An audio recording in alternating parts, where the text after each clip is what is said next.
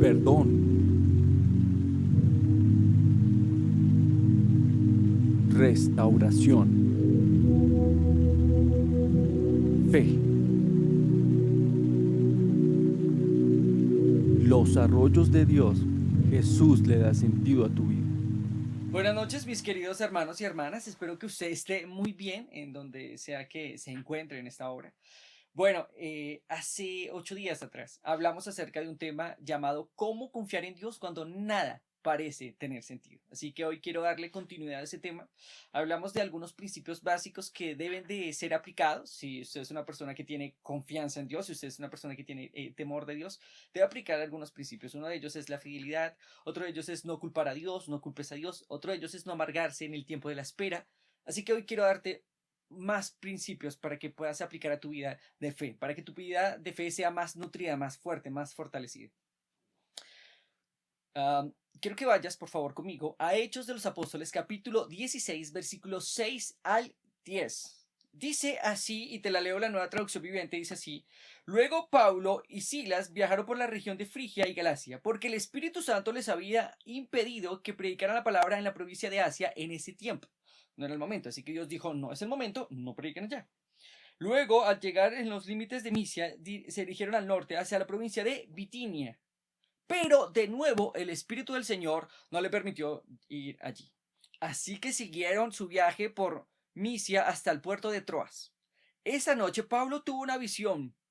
Puesto de pie un hombre de Macedonia al norte de Grecia, le rogaba, ven aquí a Macedonia y ayúdanos.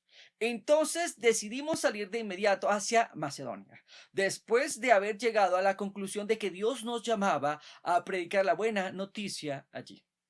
¿Puede notar esto?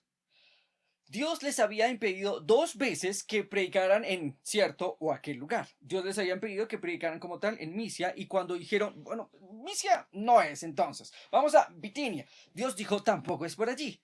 Así que, ¿qué hicieron? Bueno, la Biblia nos dice que Pablo tiene una visión. Muy seguramente oraron. La Biblia nos dice que Pablo tiene una visión de un hombre puesto de pie en Macedonia, al norte de Grecia. Y así que ellos dijeron, bueno, Dios nos llama. El mismo escritor nos dice y decidieron que era por conclusión divina que Dios les llamaba a predicar allí. Así que quiero que entiendas lo siguiente. ¿Cómo confiar en Dios cuando nada parece tener sentido? Bueno, lo primero es que cuando nada parece tener sentido, lo primero que tienes que hacer es mirar atrás un momento, mirar en retrospectiva, mirar si tienes algún tipo de objetivo divino, mirar si tienes alguna misión divina. En el caso de Pablo y Silas y en el caso del escritor de Hechos, sí tenían una misión. Lo primero que quiero que entonces comprendas es que Dios siempre te dará un objetivo claro. Dios siempre te dará un objetivo claro. Hechos no lo dice. Debemos tener un objetivo claro para que puedas alcanzar como tal una meta segura. Si tú tienes una meta en tu vida, tienes que tener diferentes tipos de objetivos. Por ejemplo, yo no le creería a alguien que me dijera hoy en día, me dijera, bueno, Javier, es que imagínese que yo llegué al Everest, al final del Everest, al final del Everest.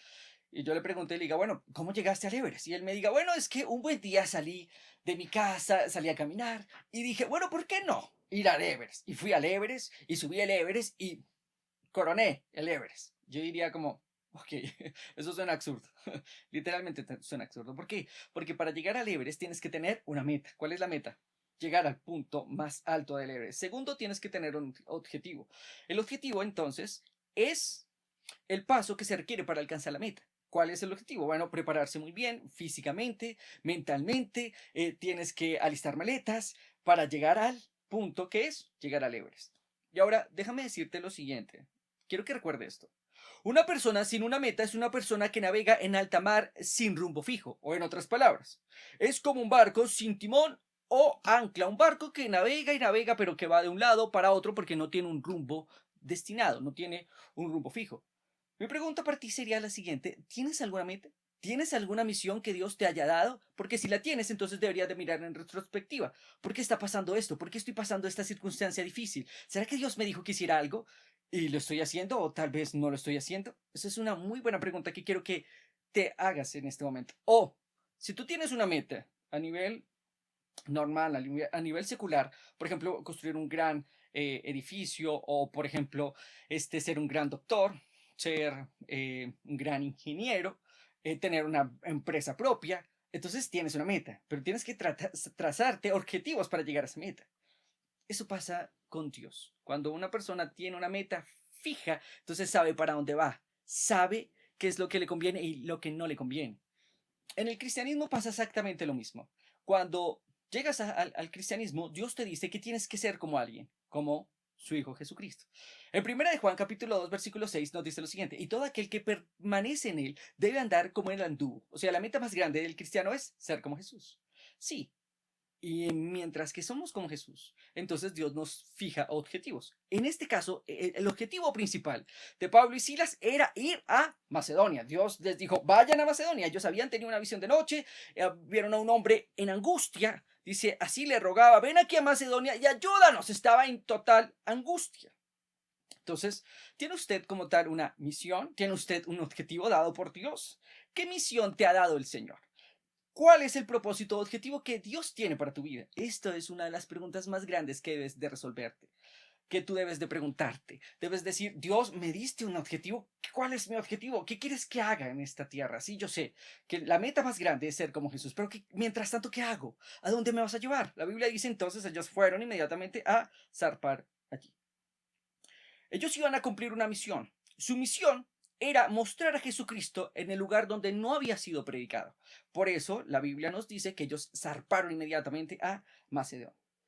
Ahora, quiero darte el punto número 2. Lo primero, cuando estás pasando algo que no estás entendiendo, cuando tu vida no parece tener sentido, lo primero que quiero que hagas es mirar qué tipo de meta tienes, qué tipo de objetivo tienes. Dios te trae una meta grande, una meta alta, pero ¿qué tipo de objetivo? Dios te ha dado un objetivo, te ha dado una misión que te haga respirar, una misión que te haga soñar, una misión que digas como yo quiero cumplir esa misión, este es mi objetivo de estar aquí en la tierra. Porque si no tienes una misión, entonces careces de emoción, careces de, por decirlo de esta manera, de metas claras, careces de rumbo.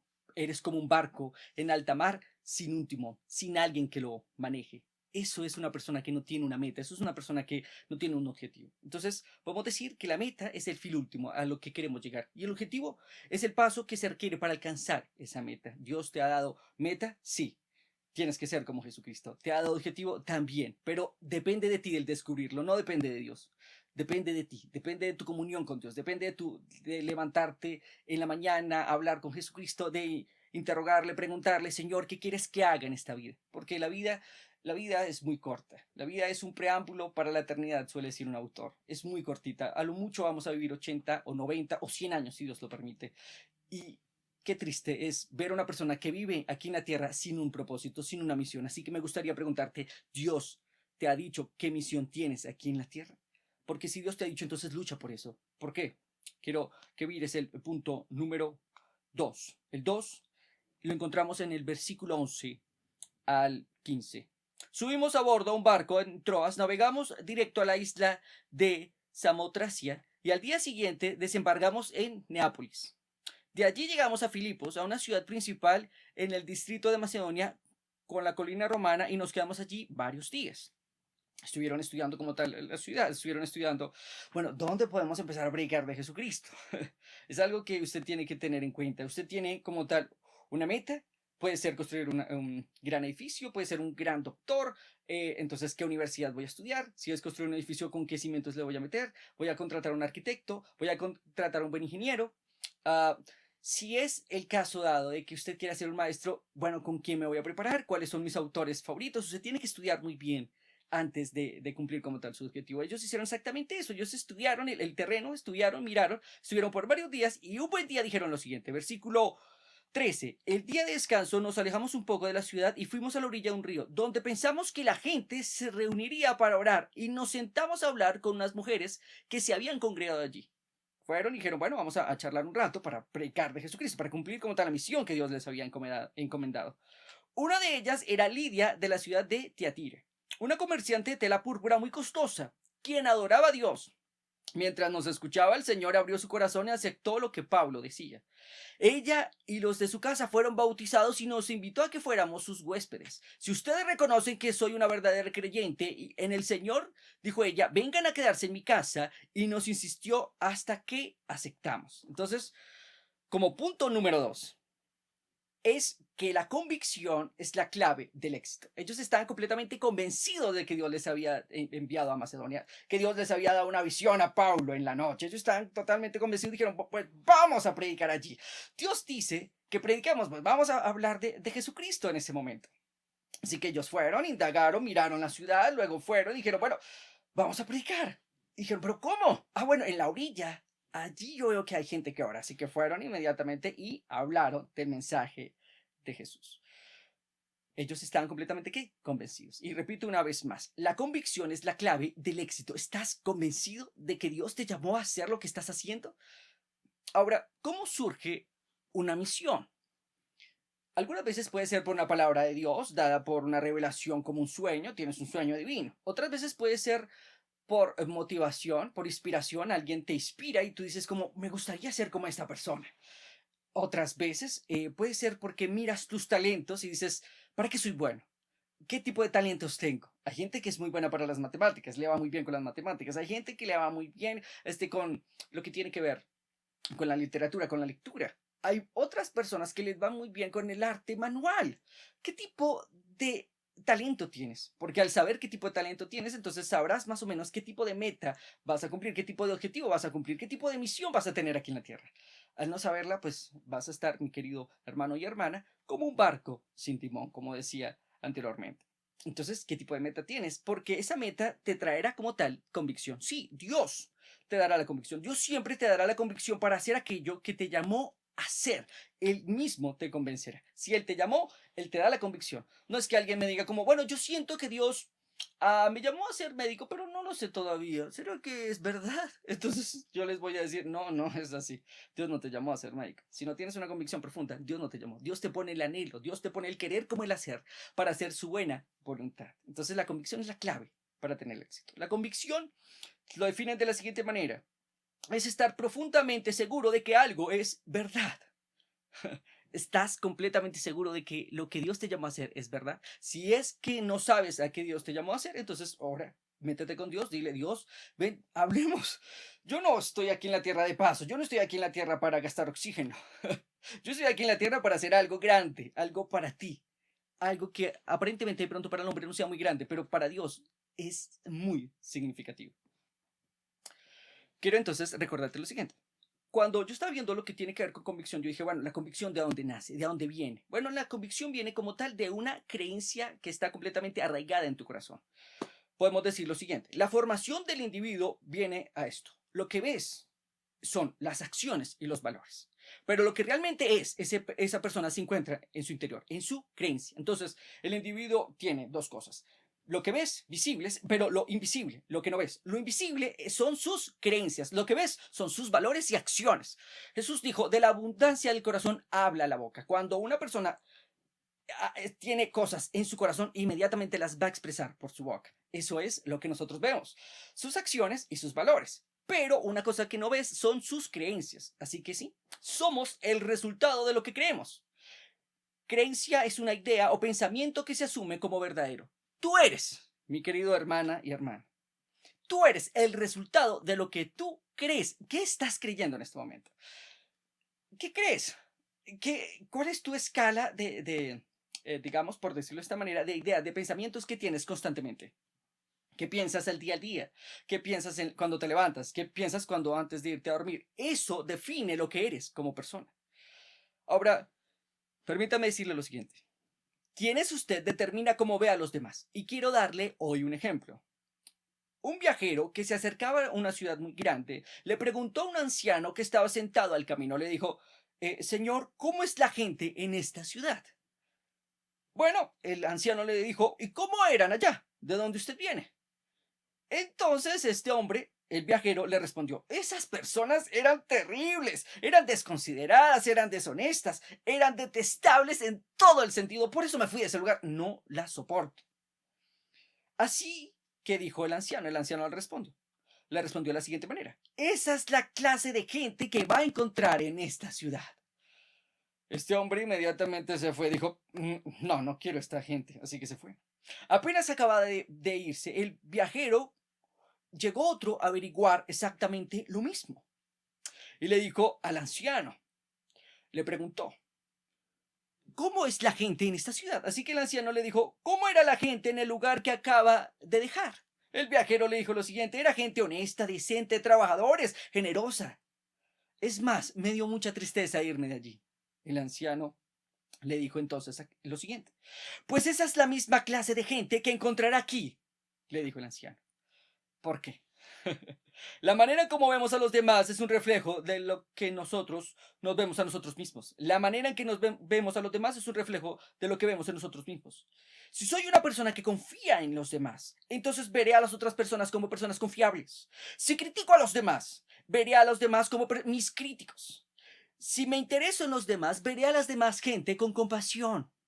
Es la manera, es el enfoque, es la manera en que ves a la gente, es la manera en que la tratas, la manera en que piensas, es la manera en cómo actúas, la manera en que creas, es la manera en la que hablas. Tú crees, por eso hablas. La Biblia dice: creí, por lo cual hablé. Entonces todo lo que tiene que ver con la formación del individuo viene en las creencias. ¿Cómo estás viendo la situación? ¿Cómo ves la situación? ¿Tú ves la situación oscura? Pues si tú ves la situación oscura, de esa misma manera vas a actuar. Así que nosotros somos, parte de lo que nosotros somos es lo que está aquí adentro. Por eso Jesús dijo: lo más importante ciertamente es el corazón y no lo externo. No cómo nos peinamos o cómo nos vestimos. Eso no es tan importante como lo que hay en el corazón del hombre.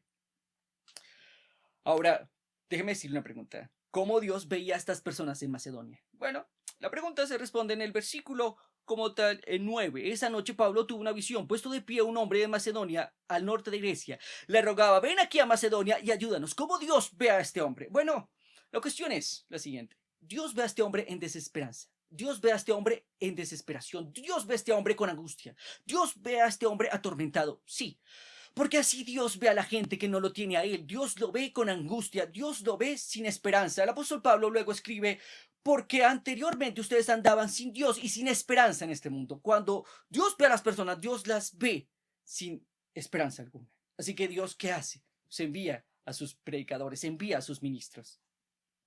Y quiero que entiendas esto.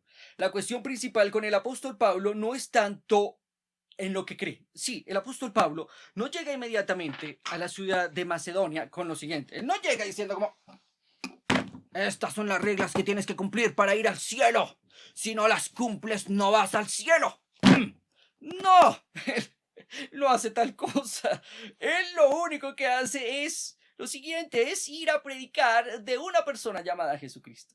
El cristianismo no es sencillamente un sistema de creencias o un conjunto de enseñanzas, ni está basado simplemente en enseñanzas éticas o conceptos teológicos. El cristianismo está basado en la vida, el carácter y la identidad de una persona llamada Jesucristo. El apóstol Pablo fue a hablarles de Dios hecho hombre. El apóstol Pablo fue a hablarles de un Dios que se interesa por las personas, un Dios que es compasivo con la gente, un Dios que no desprecia absolutamente a nadie, un Dios que ama sin reservas. Ese es el Evangelio. El Evangelio, Dios hecho hombre, Dios se hizo hombre, porque de tal manera amó Dios al mundo, que ha dado a su Hijo unigénito, para que todo aquel que le crea no se pierda, mas tenga vida eterna. Si ese es Dios, ese es el cristianismo. Jesús no vino aquí a la tierra a predicar cristianismo. Jesús no vino a decirle a la gente mala cómo comportarse bien. Jesús vino a decirle a la gente que solo hay un camino, y es Él para llegar a Dios. No hay más. Eso fue lo que vino a decir Jesús. El cristianismo es tener una relación personal con Dios, con un Dios creador, un Dios amoroso, un Dios que le encanta interactuar con su creación. Y lo conoces por medio de una persona llamada Jesús. Entonces, la cuestión principal no es entonces en qué creía Pablo, sino más bien a quién le creía Pablo. Eso es lo más importante. Y quiero decirte lo siguiente, mi querido hermano y hermana. En 2 Timoteo capítulo 1, versículo 12 dice lo siguiente: Pablo tenía una inmensa convicción. ¿Por qué? Porque conocía a la persona a quien le creía. Dice así. ¿Qué dice? No me avergüenzo porque yo sé a quien he creído y estoy convencido de que Él es poderoso para guardar mi depósito en aquel día. Entonces la pregunta es, no es lo que está creyendo Pablo. Pablo se va a una convicción firme. ¿Por qué? Porque sabía a quién le había creído, porque conocía a la persona del Evangelio, a la persona de Jesucristo, porque el Evangelio son las buenas noticias para el hombre separado de Dios a causa de su pecado, pero que es redimido por la obra redentora de Jesucristo. Eso es el cristianismo, no es unas reglas, no es que el apóstol Pablo haya dicho, tienes que creer en estas reglas para ser cristiano, para ir al cielo. Él dijo, solo tienes que creer en lo que hizo Jesús por ti. Es exactamente lo mismo que te digo hoy, en pleno siglo XXI. Tienes que creer en lo que hizo Jesús por ti, abrazar como tal lo que hizo Jesús en la cruz. Y de esa manera llegas a ser una nueva criatura, llegas a ser uno con Dios. Así que tener convicciones es estar profundamente persuadido de que algo es tan definitivamente cierto que uno estaría dispuesto a defenderlo, sean cuales las circunstancias. El apóstol Pablo por eso dijo eso, yo sé a quién he creído. Y me pregunta una vez para ti es esta, ¿a quién le estás creyendo? ¿Le estás creyendo a la duda? ¿Le estás creyendo al temor? ¿Le estás creyendo a alguien más que te dijo que no puedes lograr lo que tú seguramente entiendes como una meta fija? ¿Estás creyendo a la depresión? ¿Te sientes deprimido porque piensas que tu vida no va a ningún lado? Entonces hoy es el día de que te encuentres con Dios, de que le digas, Dios, ¿cuál es mi misión? ¿Cuál es mi propósito? ¿Cuál es el propósito de mi vida? Porque cuando Dios te da el propósito, también te da la convicción. Ahora, quiero que sigas leyendo, por favor, conmigo este pasaje, este precioso pasaje de Hechos, capítulo 16. La Biblia dice así, entonces, versículo 16, cierto día, cuando íbamos al lugar de oración, nos encontramos con una mujer esclava que tenía un espíritu que le permitía adivinar el futuro. Por medio de la adivinación ganaba mucho dinero para sus amos. Ella seguía a Pablo y también al resto de nosotros, gritando, estos hombres son siervos del Dios Altísimo y han venido para decirles cómo ser salvos. Bueno, la señora le está diciendo literalmente la verdad a la gente. El hecho es que el apóstol Pablo le incomodó, y ya le digo por qué le incomodó. Eso mismo sucedió día tras día hasta que Pablo se desesperó o se exasperó, de tal manera que se dio la vuelta y dijo al demonio que estaba dentro de la joven, te ordeno en el nombre de Jesucristo que salgas de ella, y al instante el demonio se fue. ¿El demonio qué hizo? Se fue.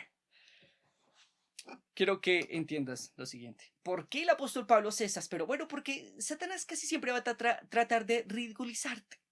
El diablo va a tratar de ridiculizarte a través de otras personas, claro está. A ver, ¿a quién no le ha pasado que tiene una meta fija, una visión, tiene un sueño? Lo comenta a los demás y la gente en ocasiones se ríe de esa persona. ¿A quién no le ha pasado que lo critican? Le dicen como, ¿usted cree que va a llegar a hacer eso? Yo no creo que usted vaya a llegar a ser millonario. O yo no creo que usted vaya a ser un mejor doctor. O yo no creo que literalmente usted ni siquiera termine su carrera de abogacía.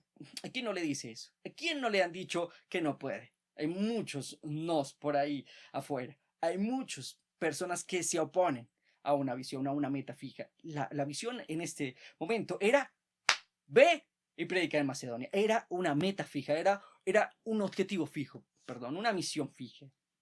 ¿Qué fue lo que pasó entonces? Satanás se opuso. Sí, Satanás es el opositor.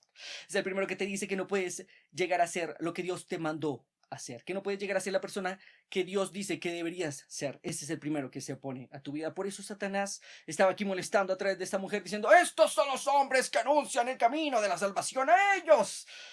Créanles. ¿Y qué hizo Pablo? Se enojó y dijo, fuera en el nombre de Jesús. Es lo mismo que quiero que hagas el día de hoy. Echa fuera a todas aquellas personas que no consideran que tú puedes llegar a ser la persona que Dios te llamó a ser.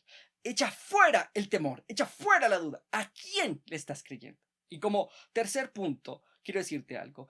Una fe que no es probada no es una fe genuina.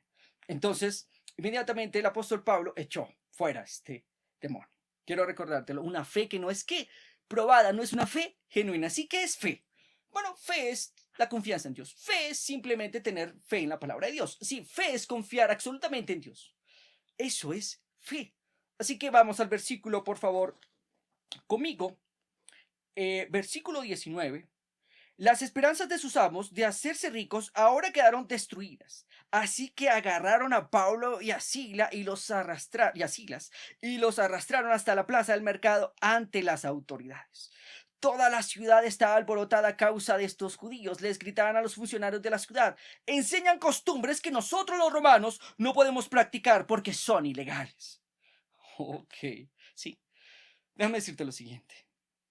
Para cumplir cualquier tipo de misión en la vida vas a tener que pasar por diferentes pruebas y luchas.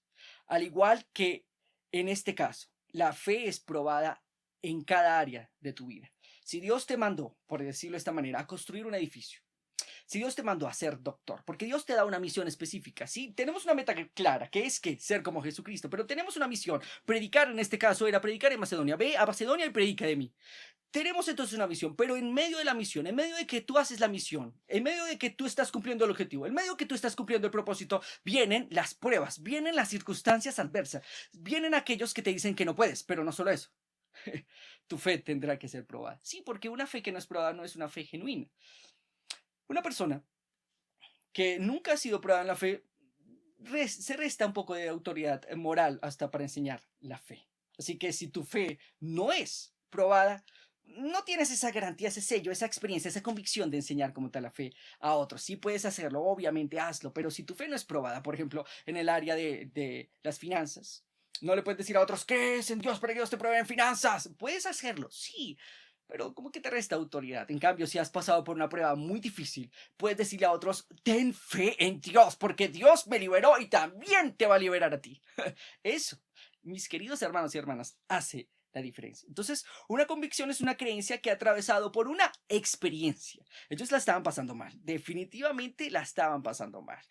Pero ahí es cuando su fe es probada. ¿Dios les llamó? Sí, definitivamente Dios les llamó. Así que ahora van a atravesar por una circunstancia difícil. Quiero recordarte lo siguiente, la naturaleza de la fe. La fe no es algo que tú creas en un laboratorio, no es un conjunto de reglas a seguir, porque eso es un credo. Un credo es que tú crees y sigues las reglas de ese credo, de esa creencia. La fe solo viene por una relación directa con Dios y su palabra. La fe se basa en la revelación de Dios mediante su palabra. Si Dios les dijo, vayan a Macedonia, y ahí produjo fe en sus corazones, en su espíritu, y por eso fueron a Macedonia. Así que la fe no está basada en las circunstancias, la fe no está basada en la sintomatología. ¿Cómo te sientes? Me siento hoy bien, así que hoy tengo fe. No, eso no es fe. Fe se basa en una relación con Dios, en una relación personal. Te metes con Dios, te arrodillas, le buscas, cierras tu puerta, como dijo Jesús en Mateo capítulo 6, y cerrada la puerta, ora a tu Padre que ve en lo secreto, y tu Padre que ve en lo secreto te recompensará en donde, en público. Eso es fe. Ahora, quiero que vea como punto número 4. Entonces su fe será probada, porque una fe que no es probada no es una fe genuina. Y como punto número 4, mantenga su gozo en medio de la espera, ya que una revelación sobrenatural va seguida de una confirmación sobrenatural. Y quiero que vayas conmigo entonces al siguiente versículo, versículo 22. Enseguida se formó una turba contra Pablo y Silas, y los funcionarios de la ciudad ordenaron que les quitaran la ropa y los golpearan con varas de madera. Los golpearon severamente y después los metieron en la cárcel. Le ordenaron al carcelero que se asegurara de que no escaparan. Así que, versículo 24, así que el carcelero los puso en el calabozo de más adentro, máxima seguridad, y le sujetó los pies en el cepo. Quiero recordarte esto. Cada vez que Dios le ha confiado una verdad al hombre por revelación, si el hombre ha estado dispuesto a obedecer esa verdad, Dios siempre estará dispuesto a dar testimonio sobrenatural de la verdad que le es revelada. Ahora, quiero que veas esto. ¿Qué es el cepo? ¿Qué es el cepo? El cepo es un artefacto ideado para sujetar, retener o inmovilizar a la persona. El cepo era un artefacto en donde las personas eran sujetadas así, no podían moverse y estaban sujetadas. Así que, pregunta, ¿la estaba pasando bien o mal el apóstol Pablo y Silas? La estaban pasando terriblemente, no tenían, por decirlo de esta manera, motivos de alegrarse. ¿Qué motivos iban a tener de alegrarse? Es más, si estuvieran tristes, nosotros no podríamos culparles. ¿Por qué? Porque fueron guiados por Dios. Versículos anteriores no lo dice. Fueron inmediatamente, predicaron. Mientras que predicaban, inmediatamente una jovencita se levanta. Él les dice, ellos son los hombres que anuncian la salvación. Y fuera, lo echaron fuera. Y ahí se vino todo el mundo contra ellos. Pero quiero que veas lo siguiente. En el versículo 25 dice así. Alrededor de la medianoche, Pablo y Silas estaban orando y cantando himnos a Dios, y los demás prisioneros les escuchaban. Ahora, ¿qué motivos tenían estos hombres para estar contentos? ¿Cómo era que tenían tantas ganas de cantar? Ciertamente no tenían ningún motivo natural, les estaba yendo mal, habían predicado las buenas noticias del Evangelio, y en cambio, ¿qué habían recibido? Bueno, los trajeron delante de los magistrados, ellos los declararon culpables, los azotaron y posteriormente los metieron a la cárcel, de máxima seguridad, les aseguraron sus pies y sus manos, seguramente en el cepo, un lugar, como les dije, artefacto ideado para sujetar, retener e inmovilizar a la gente. ¿La estaban pasando bien? No. Y la Biblia no nos dice, pero ellos estaban allí lamentándose y quejándose, preguntándose por qué Dios había permitido esto, por qué tenían que pasar por esto. No, la Biblia no dice eso, la Biblia dice que ellos estaban alrededor de la medianoche, estaban orando y cantando himnos a Dios y los demás presos les estaban escuchando. Ahora permítame comentarle lo siguiente, permítame darle la siguiente versión. La nueva versión internacional, Javier, habla hoy. Yo creo que si algunos de nosotros hubiéramos estado en esa época, hubiéramos reaccionado de la siguiente manera. Pero a medianoche, lamentándose y quejándose, Paulo y Silas, gimiendo y sollozando, se preguntaban por qué Dios había permitido tal cosa. Su conversación hubiera podido haber dicho esto. Pablo, Pablo, ¿ahora estás aquí? Pregunta Silas en medio de sollozos y gemidos. Claro que estoy aquí, hombre, responde Paulo. ¿Dónde quieres que esté? ¿No ves que no me puedo mover? Mis manos y mis pies están en un cepo. Y Silas le dice, te digo que mi pobre espalda me está doliendo. ¡Ay, me está doliendo muchísimo! No puedo comprender por qué. ¿Por qué Dios nos ha enviado esto? Él sabe que trato de servirle y de hacer lo mejor que puedo hacer para Él. Y más encima, si llegamos a salir de esta situación, seremos exconvictos. Así que nuestra reputación como hombres de Dios está por el suelo. ¡Oh, Dios! ¿Y ahora quién podrá defenderme?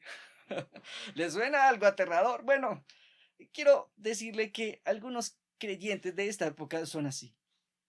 Lloran y gimen cuando les pasa algo malo. En vez de hacer lo que estos hombres hicieron, estos hombres de antaño, de la antigüedad, hombres de Dios. Pero a medianoche Pablo y Silas estaban orando y adorando a Dios. ¿Sabe? La clase de actitud de amargura los hubiera metido en problemas más fuertes. Esa clase de actitud les hubiera puesto en problemas mayores en vez de sacarlos de ellos. Podemos aprender algo aquí de Pablo y Silas. Después de todos, definitivamente ellos tenían problemas. Estaban adoloridos y muy seguramente les dolía todo el cuerpo, habían estado sangrando. La Biblia dice que inmediatamente les golpearon, les metieron a la cárcel. No tenían ninguna razón o circunstancia para estar en gozo. Sin embargo, Pablo y Silas estaban cantando. ¿Por qué? Si no tenían motivos para gozarse. Ahora, quiero explicarle lo siguiente como último para cerrar este sermón. La naturaleza del gozo nunca se basa, al igual que la naturaleza de fe, nunca se basa en las circunstancias, nunca se basa en las emociones. La naturaleza del gozo se basa en una persona llamada Jesús. Pero para entender la naturaleza del gozo, quiero que comprenda lo siguiente. Quiero que comprenda la personalidad humana. Sí, la personalidad humana está compuesta de tres áreas específicas: el alma, el cuerpo y el espíritu. Esto nos lo describe el apóstol Pablo en 1 de Tesalonicenses capítulo 5, versículo 23. Y dice así: ahora, que el Dios de paz los haga santos en todos sus aspectos, en todo su espíritu, en alma y el cuerpo, se mantengan sin culpa hasta la venida del Señor Jesucristo. Así que hay cuerpo, alma y espíritu. Y para cada uno de ellos hay un tipo diferente de satisfacción. Si entendemos esto, entonces usted podrá entender la naturaleza del gozo, podrá entender por qué ellos cantaban a Dios cuando las circunstancias parecían en su contra. Ahora, quiero decirte esto. El cuerpo. Para el cuerpo, el tipo de satisfacción que buscamos es el placer. El cuerpo busca una satisfacción placentera, por ejemplo, algo que a usted le guste. Le gusta el chocolate y se lo come con esa satisfacción de placer. Ese es lo que busca el cuerpo, ese deseo de satisfacer el placer. El alma, por lo tanto, busca otra satisfacción, busca la felicidad. Pero el espíritu busca otro tipo de satisfacción, busca el gozo. Así que el placer está en el cuerpo, la felicidad está en el alma y el gozo está en el espíritu. Por eso es tan importante entender esto. ¿El gozo está en dónde? en el espíritu. Para eso quiero ponerle el siguiente ejemplo. Voy a sacar este hermoso y bellísimo carro. Es un carro que tenemos de colección. Ejemplo. Un joven tiene un hermoso auto deportivo. Un joven, o sea yo, tiene un hermoso auto deportivo. O sea este. Y al lado está su novia. Supongamos que está mi novia a mi lado. Ellos están pasando un hermoso día.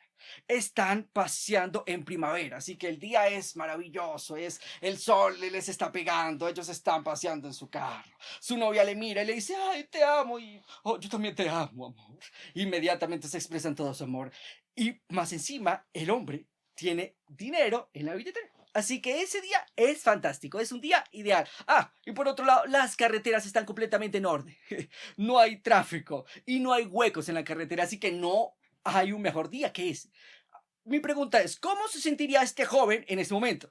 La respuesta es simple. Se sentiría feliz, se sentiría feliz. ¿Por qué? Porque tiene todo bien acomodado. Ahora, veamos la siguiente faceta.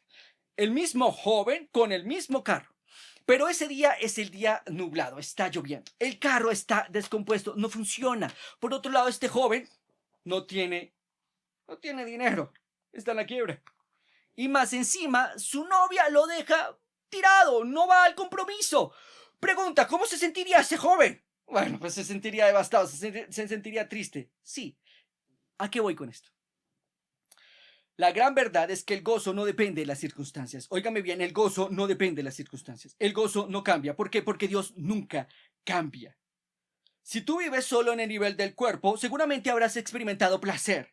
Seguramente habrás experimentado felicidad, pero nunca el gozo, porque el gozo solo tiene una fuente y la fuente es Dios. El gozo viene de una relación directa y personal con Dios. El gozo no depende de las circunstancias. Ciertamente Pablo y Silas no estaban atravesando las mejores circunstancias, les estaba yendo mal, habían ido a predicar la palabra de Dios, estaban en medio de la voluntad de Dios, estaban allí hablando de Jesucristo, mostrando al mundo quién es Dios, pero más encima de esto, les meten en la cárcel, les golpean, los ultrajan, los difaman.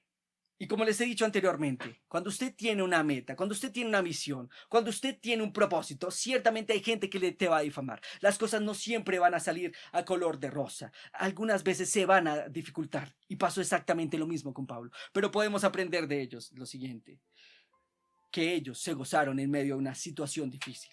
¿Tiene usted ese tipo de relación con Dios? ¿Usted se relaciona con Dios en los buenos y malos tiempos? ¿Usted levanta gritos de júbilo y de gozo cuando está pasando una mala circunstancia?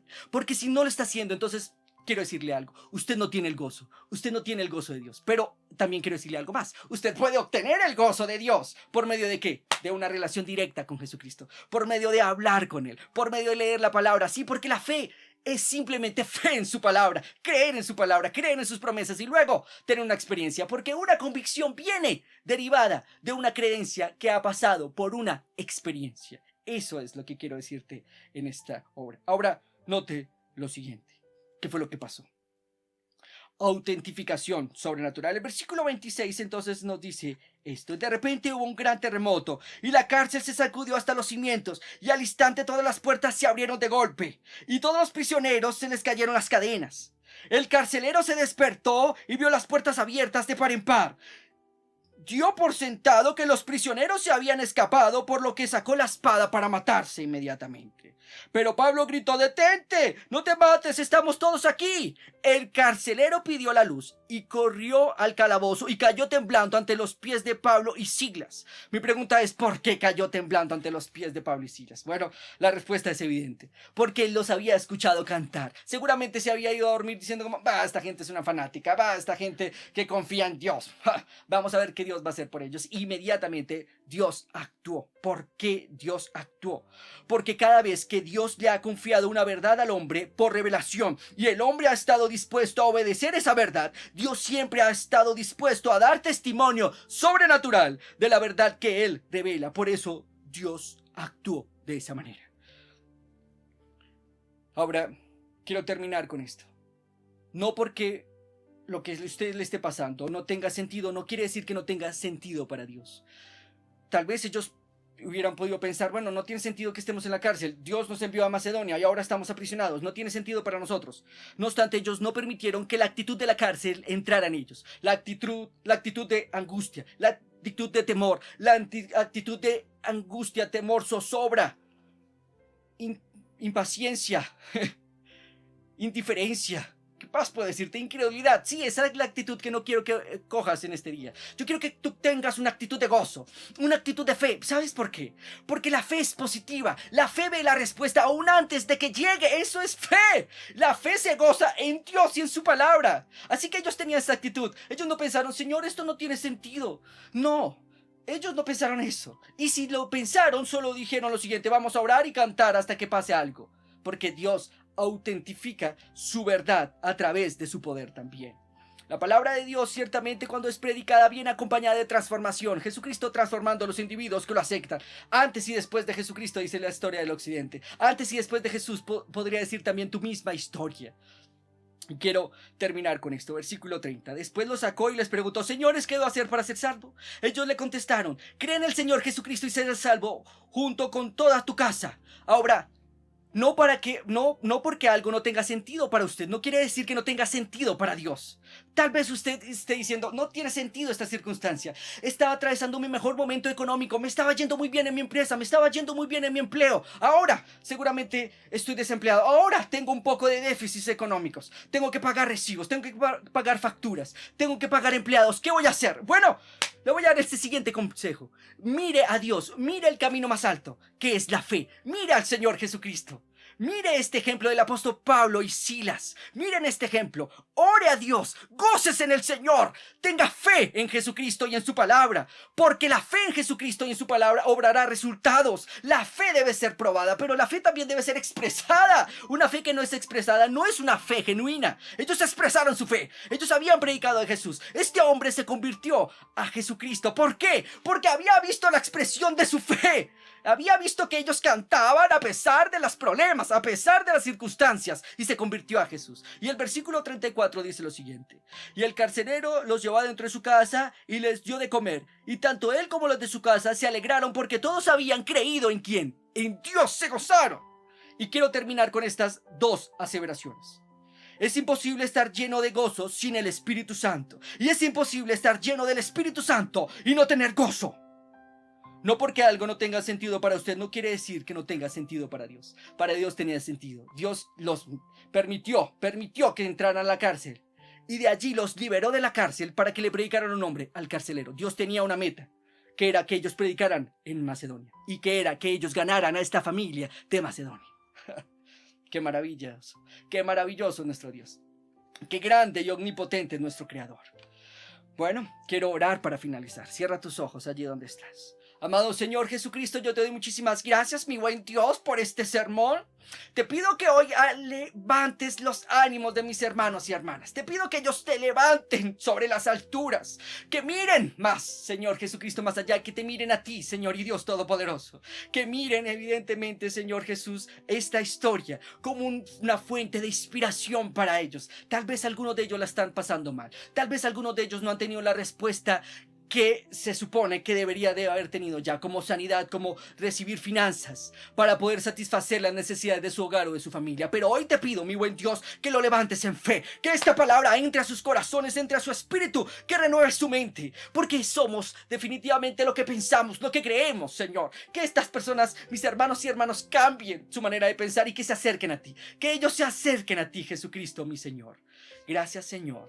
Amén y amén. Ahora, quiero decirte lo siguiente: si tú no tienes a Jesús como tu Señor y Salvador, si tú no tienes esperanza, si andas sin un enfoque, si andas en esta tierra sin una misión, hoy es el día de que aceptes a Jesús. Hoy es el día de que aceptes al Señor. Hoy es el día de que te vuelvas uno con Dios y que tengas esperanza y que tengas fe en Jesucristo.